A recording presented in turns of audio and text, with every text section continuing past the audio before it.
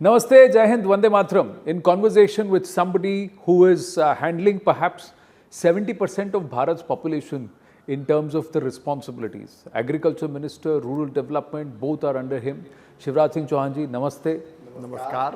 पिछली बार जब आपसे भेंट हुई थी तब आप मध्य प्रदेश के मुख्यमंत्री थे और फिर चुनाव में अब बढ़ चढ़कर आप मेहनत कर रहे थे। याद है ओमकारेश्वर में आपने एक नया टापू और एक नया पर्यटन एरिया खोला था जब हमारी बात हुई थी। उसके बाद अब मैंने आपकी एक किताब पढ़ी है, अपनापन, और वो भी प्रधानमंत्री नरेंद्र मोदी जी के साथ। तो कई बार ये तो अटकलें ये लगती थी, शिवराज जी मैं यहीं से शुरू करता हूँ, कि लोगों को लगता था कि आप दोनों के बीच के संबंध ठीक नहीं है, पर इस किताब का तो मूड ही अलग है और नैरेटिव ही अलग है। पता नहीं लोग क्यों सोचते थे। अपनापन एक ऐसा शब्द है जो सारे संसार को अपने साथ समेट लेता है, और मैंने मोदी जी का ये अपनापन 1991 जब मैं पहली बार उनसे मिला था एकता यात्रा के संदर्भ में, हमारे तत्कालीन राष्ट्रीय अध्यक्ष थे डॉक्टर मुरली मनोहर जोशी जी, उनके नेतृत्व में एकता यात्रा निकलनी थी कन्याकुमारी से कश्मीर तक, श्रीनगर के लाल चौक पर तिरंगा झंडा फहराने के लिए। उसके वो पूरी व्यवस्था देखने वाले संचालक थे और मुझे यूथ को जोड़ने के लिए केसरिया वाहिनी का संयोजक बनाया गया था। और तब से मैंने देश की जनता के प्रति, कार्यकर्ताओं के प्रति अपनापन ही देखा।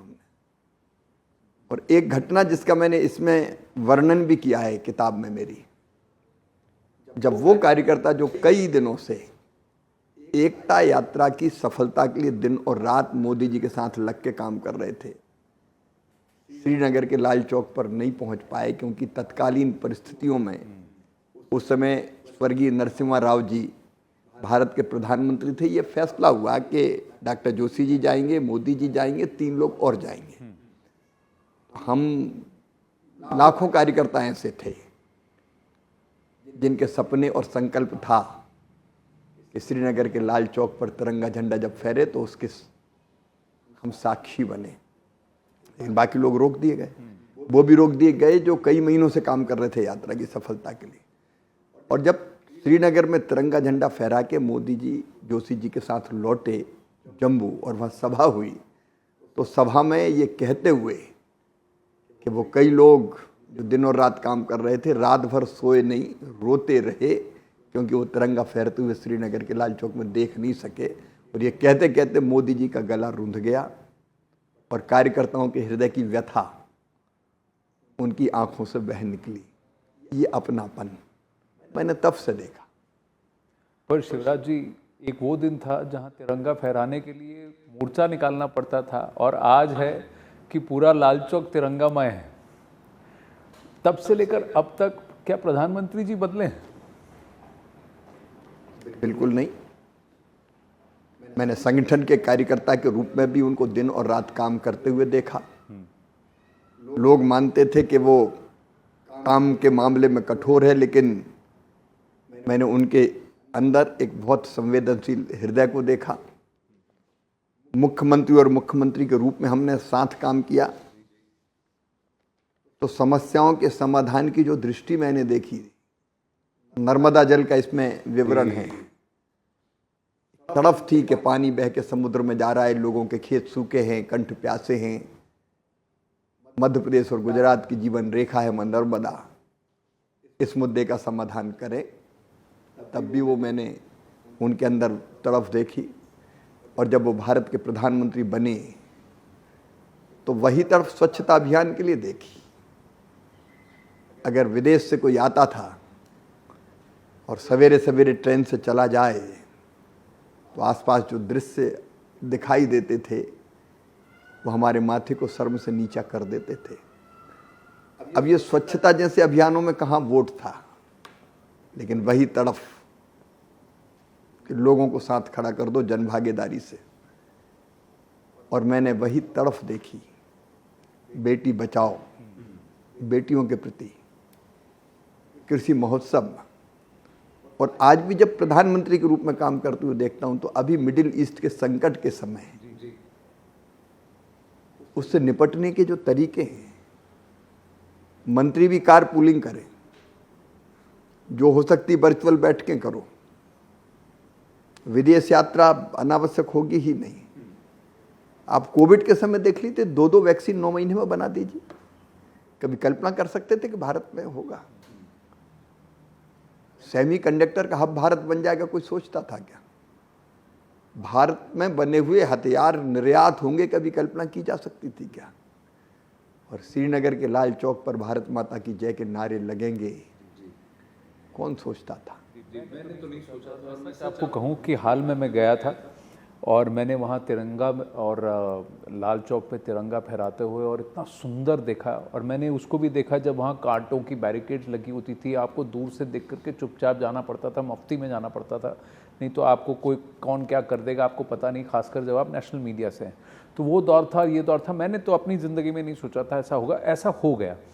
पर आपने अभी मिडिल ईस्ट क्राइसिस की बात की मंत्री जी, तो इसका असर आपके मंत्रालय और देश के किसान पर भी है, क्योंकि एनर्जी के साथ साथ फर्टिलाइज़र का भी प्रेशर है। और प्रधानमंत्री जी ने कहा है, एक अभियान शुरू किया है, तो उस पर ज़रा बताइए कि वो सोच कहाँ से आई और क्या प्रधानमंत्री जी को पता था कि ऐसा कुछ होगा तो हमें ये करना होगा? ये तड़फ मैंने केवल मिडिल ईस्ट के संकट नहीं, मिडिल ईस्ट का तो संकट है, इसमें कोई दो मत नहीं, मैं उसको नकारता नहीं हूँ, स्वीकारता हूँ। फर्टिलाइजर, उसके रेट, उसकी उपलब्धता, सब पर संकट और कठिनाई है। लेकिन तय किया कि कहीं से भी कैसे भी मिले फर्टिलाइजर लेके आना है। हमारे फर्टिलाइजर मिनिस्टर 28 देशों में संभावनाएं तलाश के कैसे हम पर्याप्त फर्टिलाइजर ले आएं, एक काम तो हम ये कर रहे हैं। और अभी मैं आश्वस्त करता हूँ, खरीफ के लिए कोई संकट नहीं है, हमारे पास पर्याप्त है। रबी के लिए हम इंतजाम करने की कोशिश करें, लेकिन इसके साथ ही क्या हमको वैकल्पिक तरीके नहीं सोचने चाहिए? अभी 1,70,000 करोड़ का बजट था, जो बढ़ती हुई कीमतों के कारण 2.5 लाख करोड़ तक पहुंच गया। और एक तरफ फर्टिलाइजर के असंतुलित और अत्यधिक उपयोग के कारण हमारी जमीन बीमार होती जा रही, माटी बीमार होती जा रही है। कई जगह तो गुणवत्ता बहुत खराब हो गई, और ये हालत अगर रही तो आने वाले कुछ वर्षों में वो जमीन, वो धरती माता फसल पैदा करने के लायक नहीं बचेगी। तो क्या हम ये नहीं देखेंगे कि ये धरती का केवल हमारे लिए, आने वाली पीढ़ियों का इस पर कोई हक नहीं है? और इसलिए प्रधानमंत्री नरेंद्र मोदी जी समय के बहुत पहले और बहुत दूर की सोचते हैं। और इसलिए मैं एक घटना जो इस किताब में मैंने लिखी आपको बताता हूँ। मैं मध्य प्रदेश का मुख्यमंत्री था, रीवा में मोदी जी का कार्यक्रम होना था प्रधानमंत्री के रूप में। उन्होंने मुझे रात को 10 बजे फ़ोन किया, तब मैं जंगल में था उस समय मध्य प्रदेश में एक, और सिग्नल मुश्किल से आ रहे थे, तो एक जगह खड़ा हुआ मैं रास्ते में, और मैंने प्रधानमंत्री जी का फ़ोन है तो खड़े हो के मैंने, लेकिन मैंने सोचा था कि कोई राजकाज की बात होगी। उन्होंने मुझे कहा कि मैं आ रहा हूँ, आप एक नृत्य नाटिका तैयार करवाइए जिसमें एक बेटी धरती माता बनेगी, और धरती माता बन के वो कहेगी मुझे मत मारो, इतना केमिकल फर्टिलाइजर और पेस्टिसाइड मत डालो, मैं तुम्हारी माँ हूँ, मैंने तुम्हें जन्म दिया है, क्यों मेरे साथ ये अन्याय कर रहे हो? और उसके बाद हमने वो नृत्य नाटिका बनाई। आप देखेंगे उस समय का कार्यक्रम, मोदी जी उसको मंच पे खड़े होके देखते रहे 15-20 मिनट कोने में जाके। अब ये तड़प थी धरती को बचाने की, आने वाली पीढ़ियों के लिए भी सुरक्षित रहे धरती इसकी। और हम खेत बचाओ अभियान में हम बिल्कुल ये नहीं कह रहे कि आप फर्टिलाइजर मत डालो, फर्टिलाइजर डालो, लेकिन हम ये कह रहे हैं कि माटी में पहले तत्व तो देख लो कौन सी कमी है, जिसकी कमी हो वो डालो। रामलाल डाल रहा तो श्यामलाल भी उतनी डाले, जरूरी नहीं, क्योंकि दोनों की खेत अलग अलग है। और इसलिए संतुलित उपयोग एक बात। फिर क्या धीरे धीरे हम प्राकृतिक खेती की तरफ बढ़ सकते हैं, क्योंकि धरती की उर्वरा शक्ति बनी रहे इसके लिए जरूरी है। क्या हम हरित खाद का उपयोग कर सकते हैं, जो भारत वर्षों से करता चला आया है? प्राकृतिक खेती में बीजामृत, घन जीवामृत, अलग अलग तरह की पद्धतियाँ, कीटनाशक भी बनाते हैं, तो हम क्या उसका उपयोग नहीं कर सकते? और इसलिए प्रधानमंत्री जी की ये तड़फ है कि ये होना चाहिए, और इसलिए इस समय खेत बचाओ अभियान पूरे देश में चल रहा है और हम लोग संतुलित उपयोग की बात कर रहे हैं। और एक अपील और की है प्रधानमंत्री जी ने कि भाई जो कर सकते हैं कम से कम पूरी ज़मीन में नहीं, ज़मीन के छोटे हिस्से में प्राकृतिक खेती करके देखें। और प्राकृतिक खेती भी सही ढंग से अगर की जाए तो धरती की में ऑर्गेनिक जो कार्बन है वो भी बढ़ता है। जो जीव हमने मार दिए, मित्र कीट मार दिए हमने पेस्टिसाइड डाल के, उनकी संख्या फिर बढ़ती है और उपज भी प्रभावित नहीं होती, कई मामलों में तो वो और बढ़ती है। तो ये तो एक चौथाई का जो अभियान है इसको भी आप अब लीड कर रहे हैं। एक कृषि का रोड मैप भी बन रहा है, मैंने सुना, ये सही है? अभी क्या होता था, हमारे यहाँ एक खरीफ कॉन्फ्रेंस होती थी, एक रबी कॉन्फ्रेंस होती थी, फॉर्मेलिटी सी होती थी, मंत्री भाषण दे के चले जाएं और अफसर अपने हिसाब से कर लें। हमने तय किया, प्रधानमंत्री जी के नेतृत्व में मैंने विकसित कृषि संकल्प अभियान चलाया था। उसमें ये बात आई कि भाई अलग अलग जगह की अलग अलग परिस्थितियां हैं। जो बात जम्मू कश्मीर में लागू है तमिलनाडु में नहीं होगी, जो कच्छ और भुज में लागू है वो कोई कामरूप में नहीं होगी। अलग अलग तरह की माटी, अलग अलग तरह के हमारे पास संसाधन है, एग्रो क्लाइमेटिक जोन्स अलग अलग है, तो उसको देखते हुए हम खेती का रोड मैप बनाएं। आज मैं प्रधानमंत्री जी से मिला था, मैं असम की खेती का रोड मैप उनको भेंट करके आया हूँ। हम अलग अलग राज्य के साथ मिलके ICAR के, KVK, एग्रीकल्चर यूनिवर्सिटी के 16,000 वैज्ञानिक हमारे पास, हमने इस काम में भी लगाया कि भाई रोड मैप बनाओ, वहाँ धरती में मौजूद तत्व, वहाँ की जलवायु, उन सबको देखते हुए हार्टिकल्चर की कौन सी क्रॉप होगी, दलहन कौन सा, तिलहन कौन सा, क्या और कौन सी चीज़ें हो सकती है, चावल गेहूं के अलावा भी कोई चीज़ें हो सकती है, तो वो रोड मैप हम बना रहे हैं। तो ये रोड मैप हर एक राज्य का हम बनाएंगे। गोवा आसाम का बन गया है, आंध्र में हम तेज़ी से काम कर रहे हैं, बाकी भी मुख्यमंत्रियों से चर्चा हुई है, राजस्थान के मुख्यमंत्री, उत्तर प्रदेश के मुख्यमंत्री जी, मध्य प्रदेश के मुख्यमंत्री, अलग अलग सब रोड मैप पे तैयार हैं, हम उनके साथ मिल के काम कर रहे हैं। तो ये एक रोड मैप तो बन रहा है, लेकिन अभी हाल फिलहाल IMD ने कहा है कि इस साल बारिश 10% कम होगी, और ख़ासकर जो कृषि प्रधान राज्य हैं वहाँ पर रेनफॉल कम होने वाली है। इसकी वजह से क्या हमारा प्रोडक्शन कम होगा? देखिए, एक तरफ मिडल ईस्ट क्राइसिस, दूसरी तरफ बारिश की कमी, कहीं ना कहीं क्या एक फूड क्राइसिस की तरफ तो नहीं बढ़ रहे हैं हम? पहले तो मैं आपको ये बता दूं कि हमारे पास अन्न के इतने बड़े भंडार है कि अगर 1-2 साल क्राइसिस भी आ जाए तो हमारे पास पर्याप्त खाद्यान्न के भंडार भरे पड़े हैं हमारे पास। हाँ, पूरे देश की जनसंख्या को 1 साल तो एक भी दाना ना हो तो हम खिलाएंगे, इतने बड़े भंडार हमारे पास है। इस साल रिकॉर्ड उत्पादन हुआ है, रिकॉर्ड उत्पादन। अभी चावल के उत्पादन में भारत नंबर 1 हो गया, चीन को हमने पीछे छोड़ दिया। गेहूं का उत्पादन हमारा इस बार इतनी बम्पर क्रॉप हुई है, और बाकी का भी बढ़ा है, मक्के का, दूसरी चीज़ों का। लेकिन दूसरी तरफ अल नीनो के संकट को हमको पहचानना चाहिए। अभी संभावित है, थोड़ा बहुत प्लस माइनस हो सकता है, क्योंकि मौसम विभाग भी कहता है कि 4% प्लस माइनस हो सकता है। लेकिन अब तक का जो अनुमान है, इसका सबसे ज़्यादा असर पड़ेगा हमारे मध्य भारत के जो राज्य है, महाराष्ट्र, गुजरात, मध्य प्रदेश, राजस्थान, इधर थोड़ा उड़ीसा तक, थोड़ा कर्नाटक के हिस्से तक, वो बीच का जो हिस्सा जो रेनफेड भी ज़्यादा है, और जहाँ दलहन और तिलहन का उत्पादन भी बहुत अच्छा होता है। फ़र्क तो बाकी जगह भी पड़ेगा, कुछ भागों को छोड़कर। हमने उसके लिए एक कंटिजेंसी प्लान तैयार किया। मैं आज आपके माध्यम से किसानों को ही बताना चाहता हूँ कि दिक्कत है, लेकिन घबराने की ज़रूरत नहीं है। जिलेवार कंटिजेंसी प्लान बना रहे हैं हम, हर जिले का। 197 जिले ऐसे हैं जहाँ ये संभावना है कि बारिश कम होगी, जो ज़्यादा प्रभावित होंगे। उन 197 डिस्ट्रिक्ट का एक एक जिले का प्लान हम राज्य सरकार के साथ मिलकर बना रहे हैं कि वहाँ कम बारिश में कौन सी फसल बोनी चाहिए। बीज को हम रिजर्व भी रख रहे हैं कि बारिश के में एक बारिश से दूसरे बारिश के दौर में गैप ज़्यादा हो गया, तो हम सीड भी रिजर्व रख रहे हैं, और ऐसा बीज भी रख रहे हैं कि अगर दोबारा बोनी करनी पड़ी तो जल्दी आने वाली फसल कौन सी होगी। तो संकट है, लेकिन तैयारी में हम कोई कसर नहीं छोड़ रहे। हर सप्ताह मंगलवार को मैं मॉनिटरिंग करता हूँ कि अब स्थिति क्या है, मानसून कितना बड़ा, पानी कितना गिरेगा, ज़मीन में मॉइस्चर कितना है, पानी नहीं गिरा तब भी ये कितना रहेगा, पानी की उपलब्धता कितनी है। हमारे 166 रिजर्वायर है, उनमें आज तुलनात्मक दृष्टि से ज़्यादा पानी है, अभी भरा है हमारे पास पानी, 30% बचा हुआ है। उसका विवेकपूर्ण उपयोग हम कैसे करें। हम किसानों को ये सलाह दे रहे हैं कि ऐसी फसल मत लगाओ जिसमें बहुत पानी लगे, हम ऐसी फसल की तरफ जाएं कि कम पानी में काम चल जाए, तो इस पानी को हम देर तक। आप अन्न के भंडार ज़्यादा हैं, आप कह रहे हैं कि तैयारी हमारी अच्छी है, पर ये दाम, चावल और इन सब के दाम दिन ब दिन बढ़ते जा रहे हैं, तेल के, अनाज के, सब के, तो इसका कोई कोरिलेशन है? अगर भंडार इतना ज़्यादा है तो महंगाई क्यों है, कॉस्ट क्यों है? वो दूसरी चीज़ भी, किसान को भी आप मेहनत का पूरा पैसा दोगे कि नहीं दोगे।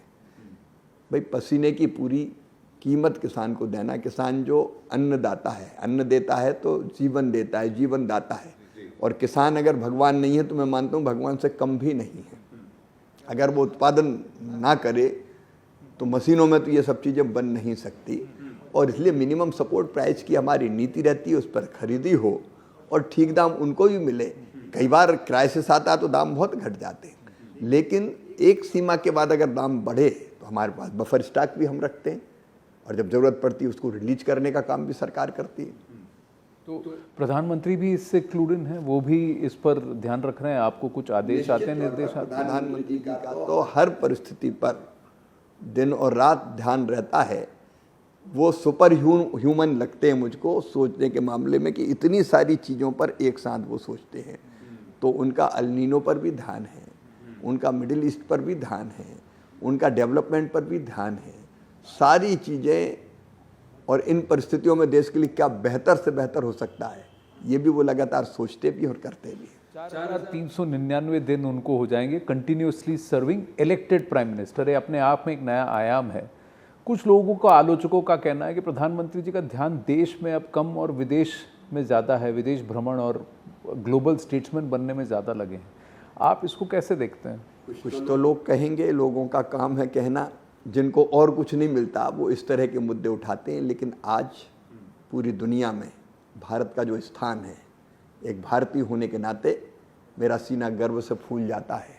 मैं उस समय भी जाता था दुनिया के देशों में जब दूसरी सरकार थी। मैं आलोचना नहीं करता, मैं ऐसा व्यक्ति नहीं हूँ, लेकिन तब भारत की स्थिति क्या थी दुनिया में। हालांकि उस दौर में भी मैं यूएसए गया था जब स्वर्गीय मनमोहन जी भारत के प्रधानमंत्री थे, और वहाँ पत्रकार के एक समूह मुझे वाशिंगटन डीसी में मिलने आया था, और उन्होंने मुझे कहा था कि भारत के प्रधानमंत्री अंडर अचीवर है।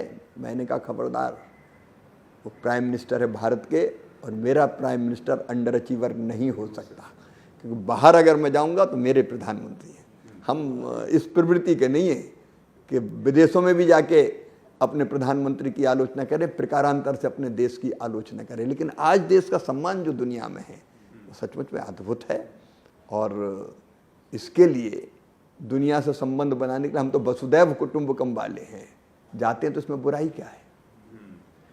लोगों का ये कहना है कि देश में इतना कुछ हो रहा है और उनका ध्यान इस पर नहीं है। आप कह रहे हैं ऐसा नहीं है। मैं वापस इस किताब पे आना चाहूँगा। इसका आइडिया आपको कब आया और क्यों आपने लिखने का सोचा? मेरे दिमाग में इसलिए आया ये आइडिया कि जब 75 ईयर्स के 75 साल के प्रधानमंत्री हुए तो मैं अचानक मेरे दिमाग में आया कि 35 साल से तो मैं उनके साथ हूँ, 91 से लगातार मैं साथ हूँ, और मैंने हर भूमिका में उनके साथ काम किया है। शायद मैं वैसा कार्य करता हूँ जिसको संगठन में वो भी थे तो संगठन में मैं भी था।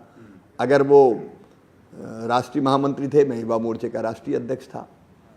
वो महामंत्री थे तो वो मध्य प्रदेश का महामंत्री था। हमने साथ साथ संगठन के कार्यकर्ता के नाते काम किया। वो मुख्यमंत्री बने बाद में, मैं मुख्यमंत्री बना तो मुख्यमंत्री के नाते साथ में काम करने का मौका मिला। फिर वो प्रधानमंत्री बने, मैं मुख्यमंत्री था तो प्रधानमंत्री और मुख्यमंत्री की भूमिका में उनके साथ था। फिर वो प्रधानमंत्री हैं तो मंत्री की भूमिका में। अब इतनी विविध भूमिकाओं में काम करने का मौका शायद बहुत कम लोगों को मिलता है, और उनके साथ काम करते समय मैंने जो देखा उनको, तो मुझे लगा कि जो कुछ मोदी जी ने संगठन के कार्यकर्ता के नाते किया है, मुख्यमंत्री के नाते किया है, प्रधानमंत्री के नाते कर रहे हैं, वो हम सब के लिए बड़ी प्रेरणा हो सकता है, और केवल राजनीतिक कार्यकर्ताओं के लिए नहीं। मैं कहता हूँ किसी भी प्रोफेशन का व्यक्ति हो, अगर वो इंडस्ट्रियलिस्ट है तो उसके लिए भी उपयोगी है, स्टार्टअप प्रारंभ करने वाला तो उसके लिए भी उपयोगी है, वो सोशल रिफॉर्मर है तो उसके लिए भी उपयोगी है, अगर वो सामाजिक कार्यकर्ता है तो उसके लिए भी उपयोगी है, अगर महिला सशक्तिकरण का पक्षधर है तो उसके लिए भी उपयोगी है, अगर पर्यावरण से प्रेम करने वाला है तो उसके लिए भी उपयोगी है, अगर वो जीव जंतुओं से प्रेम करता है तो उसके लिए भी उपयोगी है। अब इसमें आप वर्णन देखेंगे, चीतों को लाने से लेके एक पेड़ माँ के नाम तक, नदियों को बचाने से लेके पूरी दुनिया को वैक्सीन देके, वैक्सीन मैत्री के नाम पर सबकी सेवा करने तक कितनी चीज़ें हैं।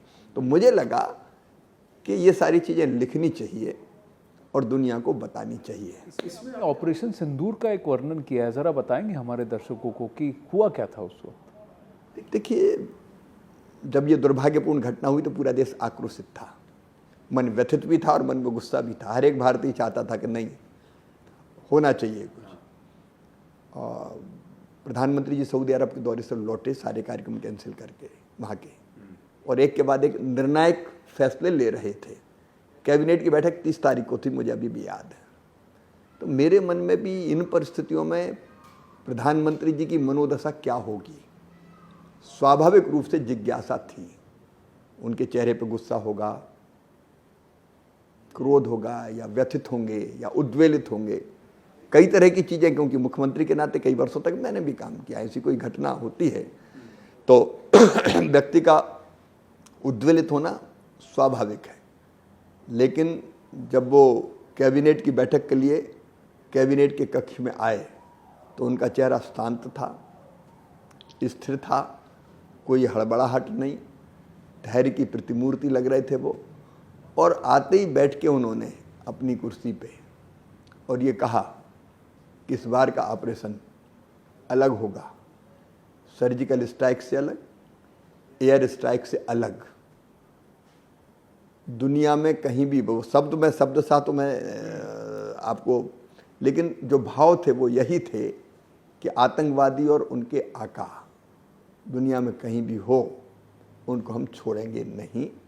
ये कहते हुए गुस्सा भी नहीं था, हड़बड़ी भी नहीं थी, लेकिन संकल्प बिल्कुल दृढ़ था। और आपने देखा उसके बाद जो परिणाम हुआ, कोई भी फैसला हड़बड़ी का नहीं था। अगर हमने निशाना बनाया तो आतंकवादियों के आकाओं के अड्डे को बनाया और मलबे की ढेर में वो बदल दिया गया था अड्डा, लेकिन पाकिस्तान के नागरिकों पर हमला नहीं हुआ।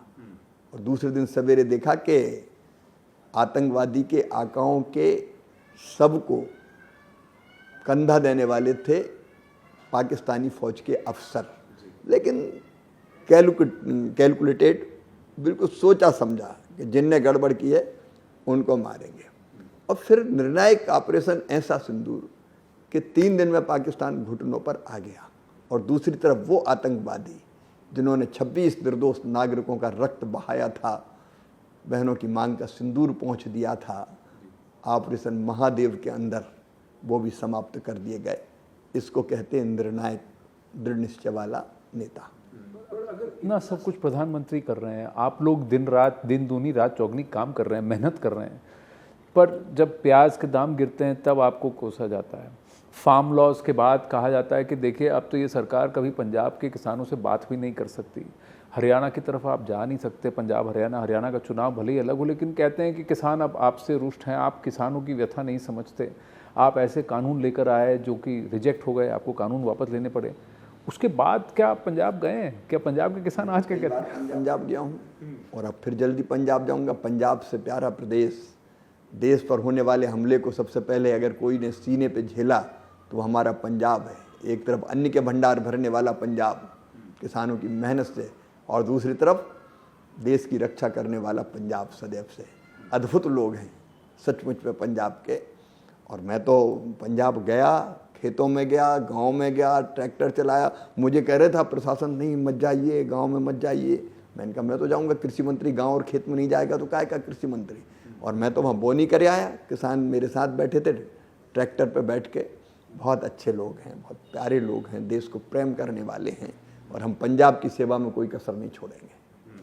तो कहीं ना कहीं आपको लगता है कि आज किसान से जुड़ने का काम आप कर रहे हैं, सरकार कर रही है, लेकिन विपक्ष कहता है कि देखिए यहाँ एक इलेक्टोरल ऑटोक्रेसी है, एक तानाशाही चल रही है, जहाँ सारे सरकारी जो इंस्टीट्यूशंस हैं उनको कैप्चर कर लिया गया है, और यहाँ पर एक इलेक्टोरल ऑटोक्रेसी चल रही है। जाकी रही भावना जैसी, प्रभु मूरत देखी तिन तैसी। जिनके खून में, जिनके डीएनए में ही तानाशाही है, वो इस तरह के आरोप लगाते हैं। कितनी बार धारा 356 लगा के निर्वाचित सरकारों को समाप्त कर दिया गया, हटा दिया गया। उदाहरण आप उठा के देख लीजिए। स्वर्गीय पंडित जवाहरलाल नेहरू जी से सिलसिला शुरू हुआ तो लगातार चलता रहा। उनका चरित्र ही ये है, और इसलिए वो इस तरह के आरोप लगाते रहे। लेकिन लोकतंत्र का जितना सम्मान भारतीय जनता पार्टी करती है, कोई कल्पना भी नहीं कर सकता। और ये आज से नहीं, पहले से, जब श्रद्धेय अटल जी थे, आडवाणी जी हैं, उस समय भी चुनाव सुधारों की बात कौन ने की? भारतीय जनता पार्टी ने की। और आज भी हम अगर वन नेशन वन इलेक्शन की बात करते हैं, जो देश के लिए सचमुच में वरदान साबित होगा, तो भारतीय जनता पार्टी ही करती है। हम लोकतंत्र के प्रबल पक्षधर है, और मैं कहूँगा कि लोकतंत्र का जन्म ही भारत से, वो भारत लोकतंत्र की जननी है, और वही लोकतंत्र का भाव भारतीय जनता पार्टी के मतलब एक एक कण में है। जी, राहुल गांधी तो आप कह रहे हैं कि मोदी जी को अब कोई पसंद नहीं करता, उनके खुद के ब्यूरोक्रेट्स उनकी निंदा कर रहे हैं, उनके खुद के नेता कह रहे हैं कि हो गया इनका, और वो कह रहे हैं कि 1 साल में वो इमरजेंसी लगा देंगे। ये कल की बात है। जी, मेरे प्रिय मित्र राहुल जी से मैं कहना चाहता हूँ, कितने चुनाव हो गए जिनका नेतृत्व प्रत्यक्ष या अप्रत्यक्ष रूप से राहुल गांधी ही करते हैं। अध्यक्ष जी दूसरे हैं, लेकिन जो फैसले होते हैं वो तो आपको पता है, कांग्रेस में एक परिवार फैसले करता है। क्या परिणाम हुआ? अभी अभी बंगाल का चुनाव जीते, महाराष्ट्र और हरियाणा इनने सोचा था कि बस अब तो आया। क्या परिणाम हुआ? दिल्ली में क्या हुआ? बिहार में क्या हुआ? एक के बाद एक चुनाव परिणाम देखते जाएं तो जनमत किसके साथ है, इसका प्रकटीकरण करने का सबसे प्रभावी कोई उपकरण है तो वो तो चुनाव ही है, माध्यम है। और जनता मोदी जी के पीछे दिखाई देती है। झालमुड़ी बंगाल में खाते हुए मोदी जी दिलों पे छाते हैं। तो आपको लगता कि ऐसा कुछ होने वाला है कि इमरजेंसी लगने वाली है? ये है जिस तरह। दूसरी बात, कपिल सिब्बल जी कहते हैं कि भारत में अब रहने में उन्हें शर्म आ रही है, क्योंकि अभिषेक बैनर्जी पर जिस तरह से हमला हुआ, लोगों ने पत्थर मारे, अंडे मारे, या उन शर्म तब नहीं आई जब डॉक्टर बेटी के साथ किस ढंग से रैप हुआ था और कैसे अपराधियों को बचाया गया था। शेख शाहजहां जब बहनों का शोषण करता था, उस समय उन्हें शर्म नहीं आई। जब किसी बेटी के टुकड़े टुकड़े करके तंदूर में जला दिया गया था, तब उन्हें शर्म नहीं आई। कौन सा पैमाना है शर्म का? कॉकरोच जनता पार्टी पर आप क्या सोचते हैं? जेनजी और कई सारे आज के जो 18 से 39 वर्ष के लोग हैं, रातों रात इतने सारे फॉलोअर्स आ गए। उनका एक एजेंडा है सीबीएसई के टेस्ट को लेकर के, सरकारी व्यवस्था के अंदर जो प्रॉब्लम्स हैं उसको हाईलाइट करने में, और रातों रात इतना उनका फॉलोइंग। आप क्या कहेंगे? देख, मैं तो बहुत टिप्पणी करने की ज़रूरत नहीं समझता। तात्कालिक चीज़ें आती है, लेकिन सरकार ने जितनी प्रामाणिकता के साथ कदम उठाए, अगर कहीं गड़बड़ है तो वहाँ कार्रवाई की है। सारे देश ने देखा और जाना है। सिस्टम में कभी कभी कोई चीज़ ऐसी होती है, लेकिन पूरी शिद्दत के साथ पूरे सिस्टम को ठीक करने की कोशिश ये लगातार जारी है। और जहाँ तक हमारे बच्चों का सवाल है, परीक्षा पे चर्चा हो या उसके बाद रोजगार देने के लिए रोजगार मेले लगाना हो, नियुक्ति पत्र देना हो, स्वरोजगार की योजनाओं का लाभ देना हो, या स्टार्टअप्स खड़े करने वाले नौजवान कितने स्टार्टअप्स हैं आज, खड़े करना हो, या सेमीकंडक्टर का हब भारत को बना के रोजगार के नए अवसर पैदा करना। एआई समिट यहाँ हुआ, पूरी दुनिया एआई की यहाँ आ गई भारत में, उसके माध्यम से युवाओं को रोजगार की दिशा में ले जाना हो, भारत सब कर रहा है और वो भी हमारे युवा देख रहे हैं। मैं आपसे ये पूछना चाहता हूँ, आप 4 बार मुख्यमंत्री रहे, आपने लॉन्ग पब्लिक सर्विस, कई बार ऐसा होता है, आप प्रधानमंत्री जी भी अभी 3 टर्म्स हो गए, ये रेलेवेंस एक बात होती है और दूसरा होता है कि आपसे बैर नहीं है पर थोड़ा बोर हो रहे हैं, तो इसको आप कैसे देखते हैं कि इसको कैसे हैंडल करें? आपको पता है 2023 के चुनाव के पहले पूरा मीडिया ये अंदाज लगाता था कि मध्य प्रदेश में अब मामा तो गया। दिल्ली में भी जो बैठी हुई लोग थे, जिनमें मैं तो कहता हूँ हमारी पार्टी के लोग भी थे, उनको भी लगता था कि मध्य प्रदेश बहुत मुश्किल है, मध्य प्रदेश नहीं जीतेंगे। और वो जो बोर शब्द की आप बात कर रहे हैं, लोग उस तरह के शब्दों का इस्तेमाल भी करते थे, लेकिन आपने देखा कि 4 बार मुख्यमंत्री रहने के बाद चुनाव का अभियान चला और 5वीं बार शान से फिर हमारी सरकार बनी।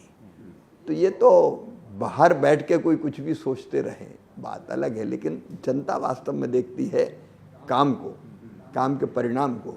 और आज वो देख रही है, आप किसी भी पैमाने पे उठा के देख लीजिए, कोविड में अगर मोदी ना होते तो क्या होता, आप कल्पना करके देखिए। आज भी मिडिल ईस्ट के संकट से जिस ढंग से निपट रहे हैं, क्या होता है, तो लोग ये सब देख रहे हैं। और पूरा देश मोदी जी के लिए एक परिवार है, परिवार के भाव से वो काम कर रहे हैं। और इसलिए मैं मानता हूँ, नहीं लगता रेलेवेंस का एक चैलेंज होने वाला है, क्योंकि नैरेटिव कंट्रोल करना भी आवश्यक है। और जैसे मैं फिर कह रहा हूँ कि 18 से 39 वर्ष के बीच के जो वोटर होंगे करीब 50 से 55% तक हो सकते हैं, ये अनुमान है 2029 में। उनके लिए रेलेवेंट रहना और उनको नैरेटिव में ये करना कैसे, उनके लिए रिलेवेंट हैं, क्योंकि उन्हीं के लिए काम कर रहे हैं। हाथ कंगन को आरसी क्या, पढ़े लिखे को फारसी क्या, जो है वो देख रहे हैं सब।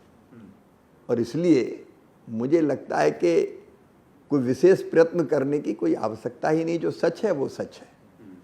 अंतिम एक तो प्रश्न है, समय अल्प है, एक ब्रिक्स समिट होने वाला है एग्रीकल्चर को लेकर, ये कितना महत्वपूर्ण है और क्यों इसका आयोजन हो रहा है? देखिए, एग्रीकल्चर तो पूरे विश्व के लिए महत्वपूर्ण है, और जब ब्रिक्स का सम्मेलन होता है तो उसमें एग्रीकल्चर का एक सम्मेलन होता ही अलग अलग। पिछले साल ये ब्राज़ील में हुआ था, इस बार भारत में हो रहा है।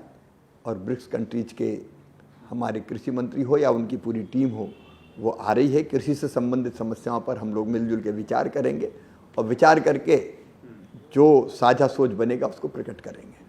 अंतिम प्रश्न प्रधानमंत्री जी के बारे में, एक चीज़ जो आप उनसे अपेक्षा रखते हैं 2029 के चुनाव के मद्देनज़र, एक चीज़ जो आपको लगता है कि प्रधानमंत्री जी को इस पर थोड़ा फोकस करने की, अगर ये करें तो अच्छा होगा, और जो हम अपेक्षा रखते हैं उसके बारे में वो पहले ही सोच चुके होते हैं।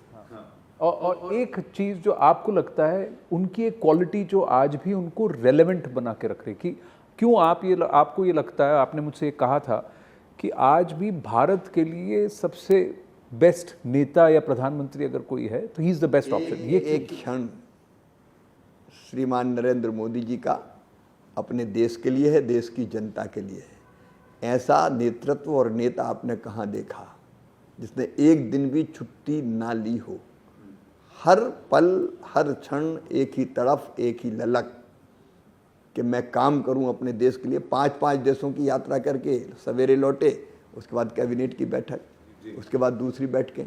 मुझे वो दृश्य भी याद है जिसको मैंने लिखा है, माता जी का स्वर्गवास हुआ। माँ से बढ़ के कोई नहीं होता, और माँ कितनी भी उम्र हो जाए अगर जाती है तो असीम वेदना दिल में छोड़ के जाती है। हम लोग सोच रहे थे उस समय कि प्रधानमंत्री जी की पूज्य माता जी, जिनको हम भी माँ स्वरूपा मान के, जिनके प्रति श्रद्धा और आदर था, अब वो नहीं रही तो हम लोग भी वहाँ जाएं, संवेदनाएं प्रकट करें। लेकिन लोग सोचते जाते, उसके पहले ही आश्चर्य के साथ देश ने देखा कि बेहद साधारण तरीके से अपनी माँ को श्रद्धा सहित अर्थी को कंधा देते हुए प्रधानमंत्री जी को अंतिम संस्कार किया और 11 बजे फिर से काम पे लग गए। कहाँ ऐसा नेतृत्व और नेता मिलेगा। आपसे बात करके हमेशा मज़ा आता है और ये किताब पढ़कर तो और मज़ा आ गया। I am going to recommend everybody to have a read of this. और इसकी अंग्रेज़ी जो इसका ट्रांसलेशन है उसका भी हमें इंतज़ार रहेगा। मुझे लगता है वो जल्दी आने वाली है। बहुत बहुत बधाई and all the very very best Shivraj ji. Thank you. बहुत बहुत धन्यवाद।